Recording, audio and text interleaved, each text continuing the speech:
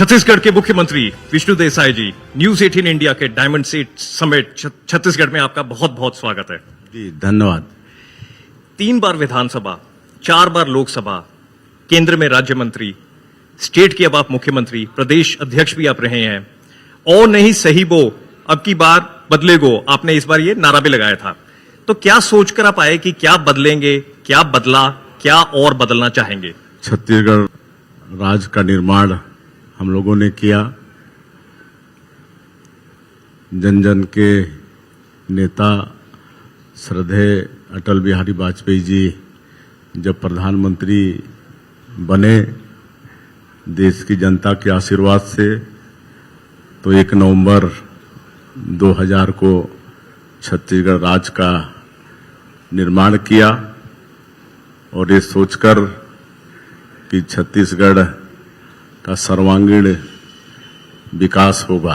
छत्तीसगढ़ राज्य के निर्माण के बाद शुरुआती का 3 साल बहुमत के आधार पर कांग्रेस की सरकार बनी, लेकिन जब पहला विधानसभा का चुनाव आया तो छत्तीसगढ़ की जनता ने भारतीय जनता पार्टी को आशीर्वाद दिया, भारतीय जनता पार्टी को जनादेश दिया। पहली बार हम लोग सरकार बनाए और डॉक्टर रमन सिंह जी मुख्यमंत्री बने। तो श्रद्धेय अटल बिहारी वाजपेयी जी के सपनों को पूरा करने का काम डॉक्टर रमन सिंह जी ने प्रारंभ किया। सबसे पहले तो बड़ी समस्या थी, यहाँ पर गरीबी थी, भूखमरी थी, लोग यहाँ पर भूख से मर भी जाते थे, बच्चे उपवास होते थे। लेकिन भारतीय जनता पार्टी की सरकार और तत्कालीन मुख्यमंत्री डॉक्टर रमन सिंह जी ऐसी पीडीएस की व्यवस्था यहाँ पर चालू किए, जिसके कारण वो पूरे देश में चाउर वाले बाबा के नाम से विख्यात भी हुए। और जिन गरीब लोगों को भूखमरी के कारण कोदो, कुटकी, महुआ खाना पड़ता था, आज वो भूखमरी छत्तीसगढ़ में है नहीं। और 15 वर्षों में भारतीय जनता पार्टी की सरकार में छत्तीसगढ़ का चहुमुखी विकास हुआ। और छत्तीसगढ़ में मैं कह सकता हूं कि जो भी विकास हुआ है हर क्षेत्र में, सड़क, बिजली, पानी, चिकित्सा, आज शिक्षण के क्षेत्र में जितनी संस्थाएं आई हैं, ये सब हम लोग के 15 वर्ष के कार्यकाल में आए। और अभी 2023 के चुनाव में फिर से यहाँ की जनता चौथी बार भारतीय जनता पार्टी को आशीर्वाद देकर सरकार में बैठाई है। तो सबसे बड़ा चैलेंज तो हम लोगों के पास था कि सरकार के प्रति जो एक जनता का अविश्वास था, उस विश्वास को हासिल करना। और हम समझते हैं कि इन 7 महीना के कार्यकाल में वो विश्वास हम लोगों ने हासिल किया है। और मोदी की गारंटी जिस पर हम लोगों को यहाँ का जनादेश मिला है, सरकार में बैठे हैं, 7 महीने में ही मोदी की गारंटी का बहुत सारा काम, प्रधानमंत्री आवास, हमारे किसानों का धान 21 क्विंटल प्रति एकड़ खरीदना, 3100 रुपया प्रति क्विंटल धान का कीमत देना, 70 लाख से ज्यादा माता बहनों को महतारी बंधन योजना में प्रति महीना 1000 उनके खाते में भेजना, रामलला दर्शन योजना का शुभारंभ करना, पीएससी जैसे घोटाले को सीबीआई को सौंपना, ये सब काम मात्र 6-7 महीने के कार्यकाल में हमारी सरकार ने किया है। और एक सरकार के प्रति छत्तीसगढ़ की जनता का विश्वास लौटा है, विश्वास बढ़ा है। विष्णुदेव जी, आपकी बड़ी विशिष्ट उपलब्धि है। छत्तीसगढ़ के आप पहले आदिवासी मुख्यमंत्री हैं। आप बहुत समय पहले से जो ओरिजिनल जो यहाँ के वासी हैं, आदिवासी, आपकी लेकिन दौड़ बड़ी लंबी रही है। पिछले 50 साल से आपकी दौड़ और कश्मकश आपकी जारी है। आप 10 साल के थे, आपके पिताजी गुजर गए, आपके 2 छोटे भाई थे, आपको उनकी भी देखरेख करनी थी, 4th कक्षा में आप पढ़ते थे। उसके बाद 35 साल का आपका राजनीतिक जीवन रहा, कई उतार चढ़ाव आपने देखे, और लेकिन अब जब आप आदिवासियों को देखते हैं, यहां पर 34% आपकी राज्य की आबादी जो है वो आदिवासी है, लगभग आप अब 60 साल के हो रहे हैं। आप कैसे देखते हैं कि क्या तरक्की आपने पिछले कई सालों में देखी? आपको लगता है कि वो धीरे हुई और अब उसको तेजी से रफ्तार कैसे दे पाएंगे अब आप? आदिवासी पॉपुलेशन 32% है। मैं भी एक आदिवासी परिवार से हूं और 10 साल हमारी उम्र थी तभी हमारे सर से पिताजी का साया उठ गया था, और चूंकि परिवार में मैं सबसे बड़ा भाई था, मेरे पीछे 3 और भाई थे, माताजी थी, तो हम तो यही सोचते थे कि हम खेती बाड़ी करेंगे, भाइयों को पढ़ाएंगे लिखाएंगे, उनको नौकरी दिलाएंगे और माताजी का भी सेवा करेंगे और भाइयों को भी सक्षम बनाएंगे। और पढ़ाई पूरी करके हमने भारतीय जनता पार्टी ज्वाइन की और भारतीय जनता पार्टी ने जो भी दायित्व दिया उसको पूरी ईमानदारी और निष्ठा के साथ करते गया। और हम कभी सोचे नहीं थे, हम तो मुख्यमंत्री की बात आप कहते हैं, हम सरपंच भी बनने की नहीं सोचे थे कि हम कभी जीवन में सरपंच भी बनेंगे। लेकिन ये जनता का आशीर्वाद और भारतीय जनता पार्टी के शीर्ष नेताओं का विश्वास कि हमने जो निष्ठापूर्वक पार्टी के लिए काम किया उस पर विश्वास करके पार्टी हमको आगे बढ़ाते गई। हम एक पंच से अपनी राजनीतिक यात्रा शुरू किए। 5 साल पंच रहने के बाद सरपंच बने और निर्विरोध सरपंच थे। 6 महीना हुआ था और विधानसभा का चुनाव आ गया। भारतीय जनता पार्टी ने मुझे भारतीय जनता पार्टी विधायक का प्रत्याशी बनाया और अच्छे से पहला ही चुनाव हम जीते विधायक का, जनता ने हमें जिताया। उसके बाद लगातार आगे बढ़ते गए, कभी पीछे मुड़ के देखे नहीं, और जनता के आशीर्वाद से और हमारे शीर्ष नेताओं के विश्वास से 3 बार विधायक, 4 बार सांसद, 3 बार प्रदेश अध्यक्ष का दायित्व। और मोदी जी जब 2014 से लेकर 2019 तक प्रधानमंत्री बने तो उनके शासन के प्रथम कार्यकाल में राज्य मंत्री के रूप में मुझे काम करने का अवसर मिला।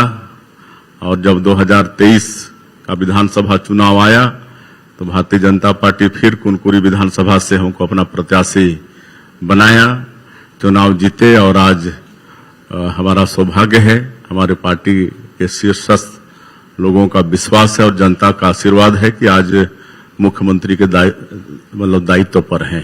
छत्तीसगढ़ की अगर इस वक्त हम अर्थव्यवस्था देखें तो लगभग 5 लाख करोड़ के करीब है। अब आपने ये एक अपने लिए चुनौती ले ली है कि अगले 4 साल में हमने इसको 10 लाख करोड़ पे ले जाना है, इसको, इस अर्थव्यवस्था को। अब जब आप उसको देखते हैं 5 लाख से 10 लाख करोड़, तो किस तरीके से आप देखते हैं कि कौन से वो खास आपके फोकस एरियाज रहेंगे जिनके ऊपर आपकी खास नजर रहेगी जिससे ये जल्दी जल्दी हो सकेगा? देखिए, मैंने पहले ही कहा है कि छत्तीसगढ़ एक पिछड़ा हुआ राज्य था और आज छत्तीसगढ़ को 24 साल हो गए और इसमें ज्यादा समय तक भारतीय जनता पार्टी की सरकार रही है। तो आज छत्तीसगढ़ का जो भी विकास हुआ है ये भारतीय जनता पार्टी की सरकार में हुआ है, जिसका जिक्र मैं कर चुका हूं। यहाँ पर भूखमरी होती थी, यहाँ पर रोड नहीं होते थे, पीने की पानी की समस्या थी, लेकिन आज पिछले 15 वर्षों में जो भी यहाँ विकास हुआ है, सड़क, बिजली, पानी, ये सब हमारी सरकार ने किया है। और भारत सरकार में भी जब जब भारतीय जनता पार्टी सरकार में रही है, श्री अटल बिहारी वाजपेयी जी प्रधानमंत्री रहे, अभी 10 वर्षों से श्री नरेंद्र मोदी जी प्रधानमंत्री हैं, तो उनकी अनेक कल्याणकारी योजनाओं के माध्यम से छत्तीसगढ़ का विकास हुआ है। आज अगर घर घर में बिजली पहुंची है तो ये भी नरेंद्र मोदी जी का सौभाग्य योजना है। हर घर बिजली योजना है। आज घर घर में अगर नल के द्वारा पानी पहुंचा रहे हैं, ये भी मोदी जी का जल जीवन मिशन और शहरी क्षेत्रों में अमृत मिशन, इसका योगदान है। आज अगर हमारी माता और बहनों को धुआं से मुक्ति दिलाने के लिए प्रधानमंत्री उज्ज्वला योजना में गैस का सिलेंडर देने का काम इस देश में किसी ने किया है, तो ये भी भारतीय जनता पार्टी की सरकार ने किया है। यहाँ गरीब लोगों को सबके सिर में पक्का का छत हो, इसके लिए प्रधानमंत्री आवास की व्यवस्था भी हमारी सरकार ने किया है। एक गरीब का बेटा प्रधानमंत्री श्री नरेंद्र मोदी जी ने समझा और आज इस देश के गरीब परिवार के लिए शौचालय का निर्माण हुआ। कई प्रदेश में इस शौचालय को इज्जत घर के नाम से भी जानते हैं। तो इस तरह से गरीबों के लिए काम किया। और मुझे अच्छी तरह से याद है जब 2014 में प्रधानमंत्री के रूप में पहले दिन वो पार्लियामेंट में प्रवेश किए, तो सबसे पहले तो पार्लियामेंट को झुककर उन्होंने प्रणाम किया और पहले ही अपने उद्बोधन में उन्होंने कहा था कि मेरी ये सरकार गरीबों के लिए समर्पित सरकार रहेगी। और उनका पहला 5 साल गरीबों के लिए ही समर्पित रहा। गरीबों के लिए शौचालय का निर्माण, गरीबों के लिए जनधन खाता, गरीबों के लिए गैस का सिलेंडर देने का काम, इस सारा काम गरीबों से जुड़ा हुआ उन्होंने पहले 5 साल में किया। अभी जो विपक्ष कहता है कि दाएं बाएं, आपके नाम का वो थोड़ा सा व्यंग्य की तरीके से लेकर दाएं बाएं साएं साएं करके उन्होंने ये कहा कि कोई काम नहीं हो रहा, दाएं बाएं साएं साएं वाली बात उन्होंने की। लेकिन आपने उसी को घुमाकर ये कहा कि यहां पर काम साएं साएं हो रहा है, मतलब तेजी से, रफ्तार से काम हो रहा है। तो कांग्रेस जिस तरीके से कह रही है कि यहां पर काम नहीं हो रहा, क्राइम का रेट बढ़ रहा है, जिन चीजों के ऊपर नजर होनी चाहिए वो कई चीजें नजरअंदाज हो रही हैं, तो उसको आप कैसे देखते हैं उनके कार्यकाल को, और किस तरीके से काम इस वक्त साएं साएं रफ्तार के साथ हो रहा है? देखिए, 2018 के विधानसभा चुनाव में छत्तीसगढ़ की जनता इनके लोक लुभावन घोषणा पत्र में विश्वास करके बहुत बड़ा जनादेश कांग्रेस पार्टी को दिया था। एक तरफा जनादेश मिला था। 15 साल में हमारी सरकार छत्तीसगढ़ का सर्वांगीण विकास की थी, उसके बाद भी हम लोग 15 सीट में आ गए थे। लेकिन कांग्रेस जनादेश को संभाल नहीं पाई। जो विश्वास छत्तीसगढ़ की जनता ने किया था, उस विश्वास को कायम रख नहीं पाई। लगातार जनता को धोखा देने का काम कांग्रेस पार्टी की सरकार ने किया। 36 वादे थे, 36 वादे में एक भी वादा उनका 5 साल में पूरा नहीं हुआ। और मैं अनेकों बार उनको चैलेंज किया प्रदेश अध्यक्ष के नाते कि भूपेश बघेल जी बताएं, अगर 36 में एक भी वादा अगर 100% पूरा किए हो तो हम राजनीति छोड़ देंगे, राजनीति से संन्यास ले लेंगे। लेकिन उनकी कभी हिम्मत नहीं हुई, कहे कि उन्होंने 36 में से एक भी वादा 5 साल में पूरा नहीं किया था। और इसका खामियाजा उनको अगले 2023 के विधानसभा के चुनाव में भुगतना पड़ा। विश्वास तो खोए ही खोए, लेकिन पूरे छत्तीसगढ़ को करप्शन में धकेल दिया। आज यहाँ क्या क्या घोटाले नहीं हुए। शराब घोटाला हुआ, कोयला घोटाला हुआ, रेत घोटाला हुआ, आपका जंगल घोटाला हुआ। आज कितने इनके लोग घोटालों में उनके ऊपर FIR हुआ है और लंबे समय से जेल की सलाखों के अंदर में इनके लोग, इनके नेता, इनके उस समय के अधिकारी जो इनको सहयोग की, आज 1.5 साल, 1 साल से जेल के अंदर में है, उनको जमानत नहीं मिल रहा है। तो ये सब इनके भ्रष्टाचार का ही परिणाम है। और आज भी लगातार जांच चल रही है। महिलाओं को भारतीय जनता पार्टी में काफी सम्मान मिला है। मैं कहना चाहूंगा कि जब यहां पर भारतीय जनता पार्टी की सरकार थी, डॉक्टर रमन सिंह मुख्यमंत्री थे, तो पंचायत में 50% आरक्षण देने का काम भारतीय जनता पार्टी की सरकार डॉक्टर रमन सिंह तत्कालीन मुख्यमंत्री ने किया। अगर विधानसभा और लोकसभा में 33% आरक्षण देने की बात हुई है, ये संसद में बिल भी पास हो गया है, तो ये भी भारतीय जनता पार्टी की सरकार ने किया है। आज हेल्थ सेल्फ ग्रुप के माध्यम से महिलाओं को आगे लाने का काम ये भी हमारी सरकार ने किया है। आज उनको आर्थिक रूप से सशक्त करने के लिए उनको कई योजनाओं के माध्यम से रोजगार से जोड़ने का काम हमारी सरकार ने किया है और महतारी बंधन योजना में 70 लाख से ज्यादा विवाहित माता बहनों को हम लोग प्रति महीना 1,000 रुपया उनके खाते में दे रहे हैं। 5 महीना दे चुके हैं। कल फिर अगला किस्त 6वां किस्त जाने वाला है और आज अधिकांश लोग यहाँ गरीब हैं, गांव में रहते हैं और उनके लिए मैं समझता हूं कि 1,000 रुपया आर्थिक सहयोग प्रति महीना ये बहुत बड़ी बात है। आर्थिक सशक्तिकरण इसमें महिलाओं का बहुत हो रहा है। छत्तीसगढ़ में आपके पास बिजली बहुत उत्पादन होता है, यहाँ पर जबरदस्त बिजली का उत्पादन होता है, पावर सरप्लस स्टेट है ये। कई स्टेट्स में इंडिया में बिजली की बहुत कमी है। अभी आपने थोड़ी सी कोशिश की कि 8% उसका दर बढ़ाया जाए, तो 200 स्टील की जो आपकी फैक्ट्रीज है उन्होंने कह दिया कि हम काम नहीं करेंगे, आपने हमारा बिजली का रेट बढ़ा दिया, अब हम इसमें कोई मुनाफा नहीं होने वाला। तो उन्होंने अभी प्रोटेस्ट किया आपके इस ऑर्डर को लेके कि इस डिसीजन को लेके कि हमने बिजली के दर बढ़ाने हैं। बिजली यहां पर बहुत मिलती है, बिजली की हमेशा यहां पर सप्लाई रहती है, थोड़ा सा रेट बढ़ाया गया। तो इसको आप कैसे देखते हैं कि जब आप 5 लाख करोड़ से 10 लाख करोड़ की तरफ जा रहे हैं, उसके लिए जब आप अपने रेट्स बढ़ाने की कोशिश करेंगे, इस तरीके की जो आपको मुश्किलें आएंगी, इनको आप कैसे देखते हैं? छत्तीसगढ़ में बिजली को अच्छी स्थिति में पहुंचाने का काम भी 15 वर्षों की अपनी सरकार में डॉक्टर रमन सिंह जी ने किया। सरप्लस बिजली उसी समय यहां पर हुआ और 24 घंटे उस समय बिजली देते थे। किसानों को 3 HP में 6,000 यूनिट साल का और 5 HP में 7,500 यूनिट साल का उनको फ्री किसानों को दे रहे हैं, जो आज भी जारी है, वो भी दे रहे हैं। और जो BPL परिवार के हैं उनको 30 यूनिट बिजली महीने का फ्री दे रहे हैं।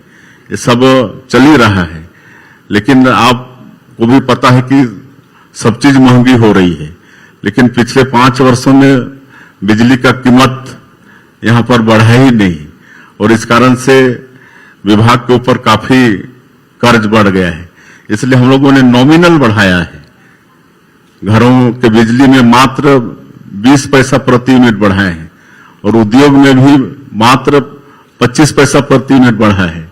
वो टेरिफ और लोड सेटिंग वगैरह है, वो सब मिला के थोड़ा ज्यादा है, लेकिन फिर भी इस साल 743 करोड़ का हम लोग लाभ, जिनकी आप चर्चा किए, जो स्पंज आयरन के उद्योगपति हैं, उनको 747 करोड़ रुपया इस साल भी देने का काम हम लोग कर रहे हैं, उनको फायदा पहुंचाने का काम कर रहे हैं। कुछ किलोमीटर यहां से और आगे हम चलें, अगर बस्तर के जंगलों के अंदर, घने जंगलों के अंदर, जहां पर नक्सलवाद अभी भी चल रहा है, आपका ऑपरेशन क्लीन स्वीप वहां पर काम कर रहा है कि किस तरीके से हम नक्सलवाद भी छत्तीसगढ़ से धीरे धीरे खत्म करें और फिलहाल उसको कम करने की पूरी कोशिश चल रही है। क्या वहां पर चुनौतियां आ रही हैं, क्यों वो अभी भी यहां पर पनप रहा है और उसको कैसे आप ऑपरेशन क्लीन स्वीप के जरिए खत्म करने की कोशिश कर रहे हैं? आपको हम बताना चाहेंगे कि जब हम लोगों की 15 साल सरकार थी, तब भी नक्सलवाद के साथ तात्कालीन सरकार मजबूती के साथ लड़ाई लड़ी और जब अभी हम 7 महीने से यहां पर सरकार में हैं,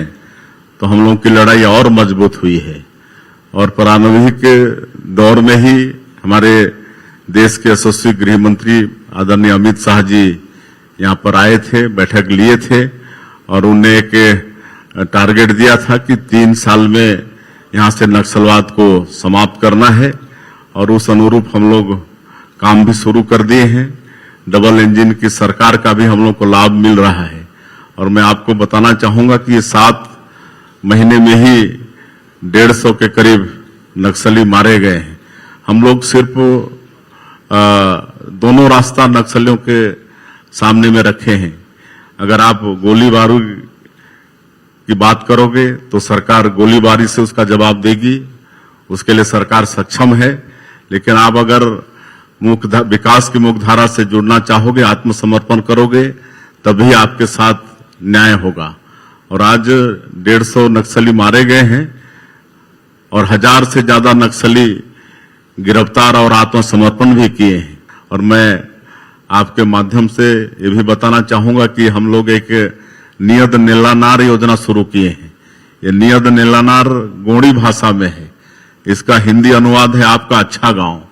तो ऐसे 23 कैंप के अंतर्गत 91 गांव शामिल हैं और इन 91 गांवों में पिछले 7 महीने में सरकार के करीब 17 विभाग उसमें इन्वॉल्व हैं और करीब 52 या 58 व्यक्तिमूलक योजना और करीब 18 सार्वजनिक योजना, इसको प्राथमिकता के साथ वहां पहुंचाने का काम हमारी सरकार कर रही है। एक बार आपने एक जगह पर कहा था कि अगर आप आदिवासी नाम को देखें तो उसमें हर जगह पर राम बहुत ज्यादा इस्तेमाल किया जाता है और इस वक्त उसको लेकर भी आपकी तरफ से काम भी चल रहा है, यहां पर रामपथ का भी निर्माण हो रहा है। वहां पर अभी क्या कार्य चल रहा है और क्या क्या हो सकता है वहां पर, अगर हम उसको देखें कि उसमें क्या कुछ हो चुका है और आगे क्या होगा?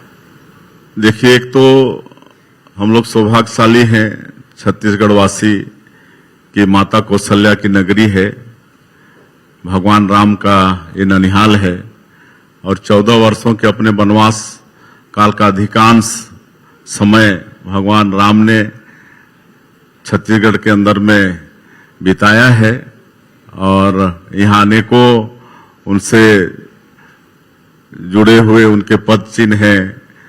यहाँ शिवरी नारायण में शिवरी धाम है, जहां पर माता सबरी के वो जूठे बेर खाए थे और हम लोग यहाँ पर रामलला दर्शन योजना की भी शुरुआत किए हैं। एक जो यहाँ पर 5 शक्तिपीठ हैं, वो 5 शक्तिपीठ को शक्तिपीठ सर्किट बनाने का काम यहाँ पर करने वाले हैं। उसमें आपके डोंगरगढ़ है, कुदरगढ़ है, दंतेवाड़ा है, आपका चंद्रपुर है और कुदरगढ़ है। तो ये 5 जो शक्तिपीठ हैं, इनको जोड़ने का काम करने वाले हैं और जो राम वनगमन पथ है उसका भी विकास करने वाले हैं। तो इस तरह से हम लोग कोई कोर कसर नहीं छोड़ेंगे, क्योंकि ये छत्तीसगढ़ भगवान राम का ननिहाल है। एक बार जाते जाते आपसे ये जरूर पूछना चाहेंगे कि जो 2047 का जो आपका एक विजन है छत्तीसगढ़ के लिए, और उस विजन को जब आप देखते हैं आगे, तो आप उस विजन के नजरिए से हमें क्या दिखा सकते हैं कि हम आने वाला क्या छत्तीसगढ़ देखेंगे? देखिए, हम लोग का सौभाग्य है कि श्री नरेंद्र मोदी जी इस देश के प्रधानमंत्री हैं, जो 140 करोड़ भारतवासियों को अपना परिवार मानते हैं और रात दिन उनके लिए वो जीते हैं। और पिछले 10 वर्षों में हमारा ये जो देश आर्थिक क्षेत्र में 11वें स्थान पर खड़ा था, उसको अपने अथक परिश्रम और दूरदृष्टि के कारण 5वें स्थान पर लाके खड़ा कर दिया है। और आने वाले 5 वर्षों में जब वो तीसरी बार प्रधानमंत्री बने हैं, तो पूरे विश्व का तीसरा सबसे बड़ी आर्थिक ताकत बनाने का उनका संकल्प है और 2047 तक इस देश को विकसित भारत के रूप में खड़ा करने का उनका संकल्प है। तो हम लोग छत्तीसगढ़ वासी भी संकल्पित हैं। विष्णुदेव साय जी, डायमंड स्टेट समिट में हमारे साथ जुड़ने के लिए बहुत बहुत धन्यवाद। न्यूज 18 इंडिया पे आपसे जल्द फिर मुलाकात करेंगे। न्यूज 18 परिवार को हमारे तरफ से भी बहुत धन्यवाद, ये डायमंड स्टेट समिट करने के लिए, जिसके माध्यम से आज आप सब लोगों के समक्ष हमें उपस्थित होने का अवसर मिला। बहुत बहुत धन्यवाद जी, बहुत बहुत धन्यवाद।